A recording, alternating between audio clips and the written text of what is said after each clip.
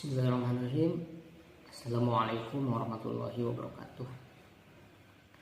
Alhamdulillahirabbil alamin wa bihi nasta'inu ala umuri dunya waddin wa ala alihi wa sahbihi ajma'in. Rabbi shrah li sadri wa yassir li amri wahlul 'uqdatam min lisani yafqahu qawli. Amma ba'du.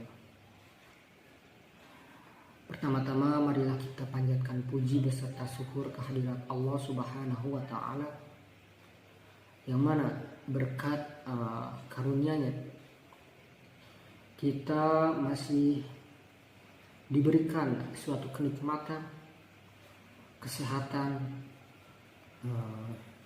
umur sampai detik ini. Sholawat beserta salam tak lupa kita curah limpahkan kepada Nabi besar kita, manusia yang paling mulia di muka bumi ini, yakni Habibana wa Nabiyana Kanjeng Nabi Muhammad Sallallahu Alaihi Wasallam.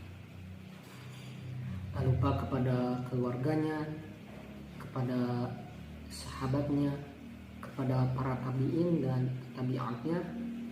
Semoga saja kelak kita di yaumil akhir mendapatkan syafaat darinya. Amin ya Allah ya Rabbal Alamin. Nah, sebelum ke pembahasannya, izin memperkenalkan diri terlebih dahulu. Nama saya Muhammad Zain Endang Musyafa. Saya dari Fakultas Tarbiyah Prodi PAI 2G. Nah, di sini saya ditugaskan daripada dosen pengampu hadis 3 mengenai Riyadhus Shalihin atau kitab Riyadhus Shalihin bab ke-28 tentang menutup aib kaum muslimin dan larangan menyebarkannya tanpa adanya suatu kepentingan yang mendesak. Untuk itu mari kita mulai ke pembahasannya. Babu satri auratil muslimin wan nahi an isya'atiha li ghairi dururah.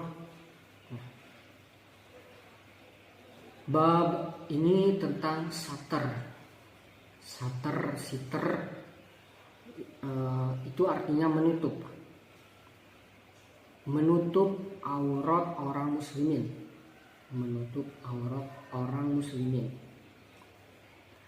Aurat di sini bukanlah sebagaimana khusus aurat yang diperkhususkan dalam misalkan hal fisik, baik itu fisik perempuan maupun fisik laki-laki. Tetapi hal tersebut juga haruslah kita tutupi. Nah, makna aurat di sini yaitu lebih kepada yang sifatnya itu aib atau perkara-perkara yang sifatnya itu tercela. Baik sifatnya itu yang berbentuk fisik atau lebih daripada itu.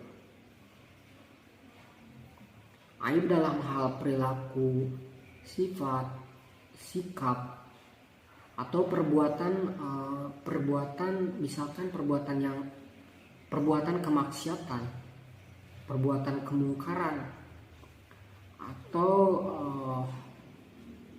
perbuatan yang tak semestinya itu kita mempublikasikannya. Itu juga disebut dengan aurat. Kenapa disebut dengan aurat? Karena hal ini merupakan perkara-perkara yang tadi sudah dijelaskan. Hal ini merupakan perkara-perkara yang semestinya itu tak terlihat. Yang semestinya itu tak terlihat, apalagi diperlihatkan kepada orang lain. Maka hal itu haruslah kita tutupi.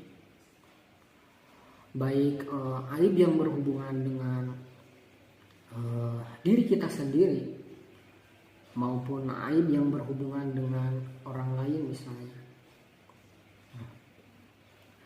Kemudian di sini ada wan nahyi an isya'atiha. Nah, sudah jelas jika kita itu dituntut untuk menutup aurat, jadi kita itu dilarang untuk isya'atiha ya. Isya'atiha yang artinya menyebarluaskan atau mempublikasikan perkara yang barusan ya, li ghairi dururah, tanpa adanya kepentingan yang mendesak. Li ghairi dururah. Nah, hal ini memberi isyarat bahwa boleh-boleh saja menyebarluaskan hal tersebut kalau misal ada tuntutan yang mendesak, yang mana misalkan ada suatu kondisi yang mau tidak mau kita menyebarkan hal tersebut atau aib tersebut, mau tidak mau ya kita menyebarluaskannya. Nah, kemudian Al-Mu'allif Imam Al-Nawawi memulai pembahasan ini dengan Al-Quran surat An-Nur ayat 19. Bismillahirrahmanirrahim. Qala Allah Ta'ala innal ladzina yuhibbuna an tashi'al fahishah fil ladzina amanu lahum 'adzabun alimun fid dunya wal akhirah. Sesungguhnya mereka-mereka yang senang itu sekedar senang saja ya. Antashi'al fahishah, makna awalnya kan ucapan yang tercela atau tak senonoh atau yang berbau seks misalkan. Bisa juga bentuk umum semua jenis kemungkaran atau kemaksiatan. Sesungguhnya kata Allah senang perbuatan kemungkaran atau kemaksiatannya itu menyebar di mana? Menyebar di tengah masyarakat atau banyak diketahui oleh masyarakat. Fil ladzina amanu, di tengah orang-orang yang beriman. Nah, itu mereka itu sangat senang jika perbuatannya itu diketahui, perbuatan aibnya itu diketahui oleh orang lain atau di tengah-tengah orang yang beriman. Lahum azabun fid dunya wal akhirah, bagi mereka adalah azab yang pedih di dunia maupun di akhirat. Ini memberikan sebuah ancaman bagi mereka yang menyepelekan hal tersebut. Ada juga beberapa hadis yang dikutip oleh Imam Al-Nawawi dalam pembahasan daripada materi ini. Pertama ialah hadis dari Abu Hurairah radhiyallahu anhu. Wan Abi Hurairah radhiyallahu anhu anna Nabiyya sallallahu alaihi wasallam qala, dari Abu Hurairah radhiyallahu anhu, Nabi Muhammad sallallahu alaihi wasallam beliau bersabda, la yasturu 'abdun 'abdan fid dunya illa satarahu Allahu yaumal qiyamah. Tidaklah seorang hamba menutup, itu maksudnya menutup aib hamba yang lain, menutup aib hambanya yang lain, saudaranya, misalkan saudaranya yang lain, di dunia. Jadi jika kita mempunyai saudara atau kerabat sekitar kita yang mempunyai aib pada dirinya, entah itu aib yang berbentuk fisik maupun aib perbuatan, maka hendaklah kita menutup aib tersebut. Illa satarahullahu yaumal qiyamah, maka niscaya orang yang seperti itu akan ditutup aibnya kelak di hari kiamat. Allah akan menutup aibnya di hari kiamat. Hadis yang kedua, anhu qala sami'tu Rasulullah sallallahu alaihi wasallam Dari Abu Hurairah radhiyallahu anhu, dia berkata, saya mendengar yaqulu Rasulullah sallallahu alaihi wasallam bersabda, kullu ummati mu'afan illa mujahirin. Nah, setiap umatku mu'afan, akan dimaafkan kecuali illal mujahirin, yang terang-terangan melakukan suatu kemaksiatan, kemungkaran. Nah, wa inna minal mujaharah, sesungguhnya di antara terang-terangan dalam kemungkaran atau kemaksiatan, ayya'malu rajulun amalan, seseorang melakukan suatu amalan di malam hari. Amalan di sini adalah amalan yang tercela, kemungkaran, kemaksiatan.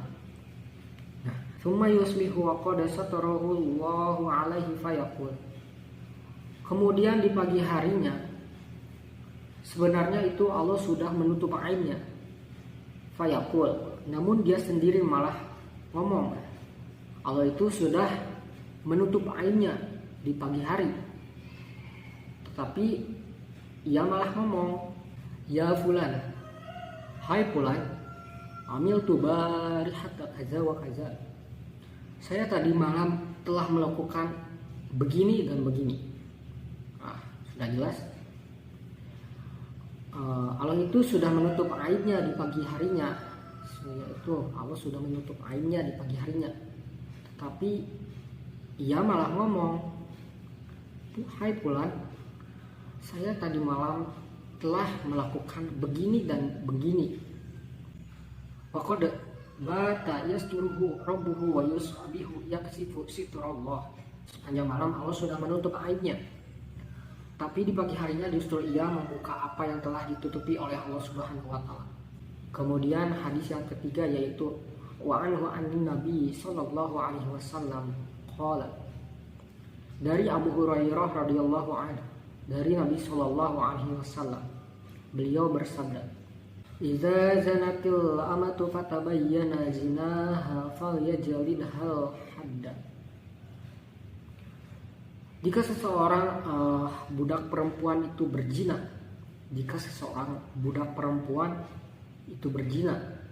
fatabayyana zinaha, jelas benar bahwa dia berzina, jadi bukan sekadar tuduhan, itu sudah jelas dia itu berzina, maka al yajlidhal hada, maka hendaklah dia itu dijilid atau dicambuk sebagai hukuman karena perilakunya. Wala yusarriba alaihi, tapi jangan kita itu mencelanya, mencaci makinya. Cukup saja dengan dia dihukum, itu saja sudah cukup tanpa kita mencela hal tersebut. Jangan kita mencelanya, misalkan dengan mencaci makinya dengan perkataan-perkataan yang tak enak, atau sebuah perkataan yang bisa melukai hatinya. Kemudian jika ia berzina untuk kedua kalinya, tsumma yanzanati tsaniyata falyajlidha, jilidlah sebagai had, wala yusarriba 'alaiha, dan jangan caci maki dia. Tsumma yanzanati tsalisata, lalu apabila ia berzina untuk ketiga kalinya, falyabiha, maka jualah. Ini budak dijual itu boleh, walau bihablim min sya'rin, walau cuma dengan satu ikat rambut. Itu merupakan harga yang sangat murah. Jadi untuk hadis ini silahkan mau dihukum, asalkan janganlah kita mencaci maki dengan perkataan-perkataan yang bisa membuat hatinya itu menjadi sakit. Kemudian hadis berikutnya itu wa anhu qala, juga dari Abu Hurairah radhiyallahu anhu, dia berkata, utiyan Nabi sallallahu alaihi wasallam birajulin qad syariba khamran.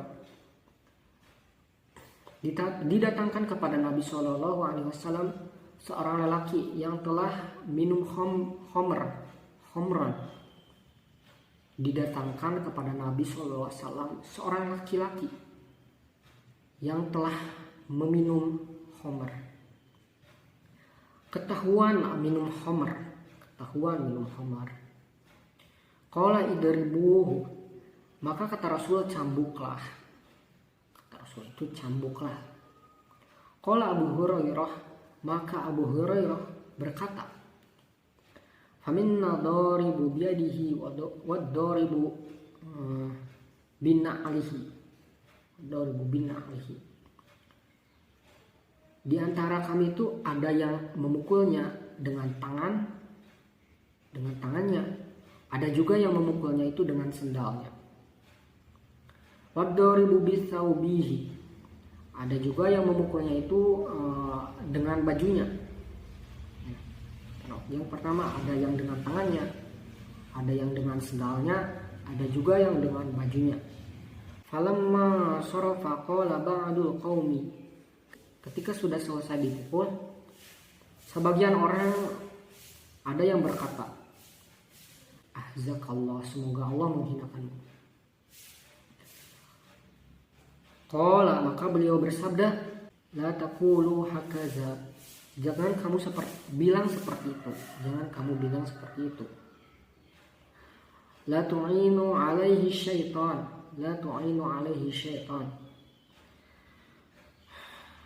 Jangan kamu tolong setan untuk membantunya, untuk melakukan hal-hal yang setan itu sangat menyukai hal tersebut. Setan itu senang ketika kita marah-marah, mencaci maki orang lain dengan perkataan-perkataan yang tak senonoh dan membuat hati orang lain itu terluka. Nah, setan itu sangatlah senang dengan hal tersebut. Jadi hal tersebut hanya akan membantu daripada setan, membantu lebih mudah dalam hal pengertian. Jadi hadis ini memberikan sebuah kaidah bahwa sikap tegas itu harus bahwa ada orang yang berbuat maksiatnya itu berbentuk zina, minum khamar, dia itu layak dihukum. Hukumlah dia, tapi janganlah semena-menanya. Hukumlah sesuai dengan syariat Islam. Hukum itu haruslah ditegakkan, tapi janganlah sampai hak-hak dia yang seharusnya dijaga itu dilanggar, atau hak dia itu harus tetaplah dihormati. Kesimpulan dari hadis Riyadhus Shalihin bab ke-28 mengenai menutup aib kaum muslimin dan larangan untuk menyebarluaskannya tanpa adanya kepentingan yang mendesak ini tadi sudah dijelaskan dengan jelas bahwa jagalah lisan kita, janganlah lisan kita itu sampai melukai orang lain. Untuk zaman sekarang itu ya bentuknya itu teknologi yang itu berbentuk jari ya. Nah, janganlah kita sampai membuat hal-hal yang orang lain itu tidak suka, atau mempublikasikan aib orang lain, memposting aib orang lain. Sekian pembahasan dari saya. Mohon maaf kurang lebihnya.